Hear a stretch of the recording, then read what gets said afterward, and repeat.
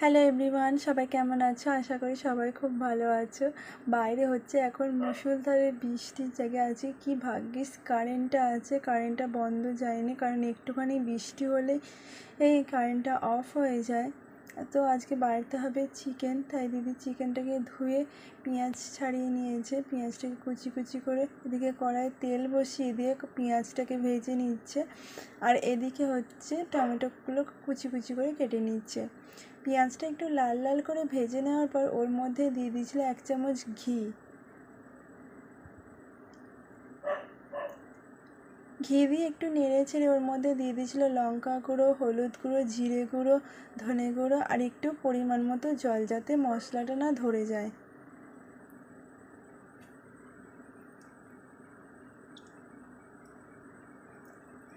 মশলাটা একটু কষে নেওয়ার পর ওর মধ্যে দিয়ে দিয়েছিল চিকেনটাকে, আর পরিমাণে একটু অল্প পরিমাণে নুন দিয়ে দিয়েছিল। নুন দিয়ে ভালো করে নেড়েচেড়ে পরিমাণ মতো একটু জলও দিয়ে দিয়েছিল। ওর মধ্যে দিয়ে দিয়েছিল টমেটো, আর এদিকে টক দইটা বার করে নিয়ে ভালোভাবে টক দইটাকে ফেটিয়ে নিচ্ছি।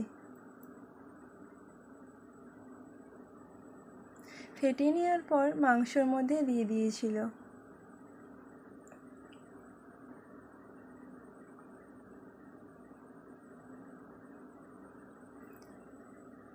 ভালো করে নেড়ে চেড়ে দইটা দেওয়ার পর ভালো করে নেড়ে চেড়ে বেশ কিছুক্ষণ ঢাকনা দিয়ে চাপা দিয়ে রেখে দিয়েছিল সেদ্ধ হওয়ার জন্য।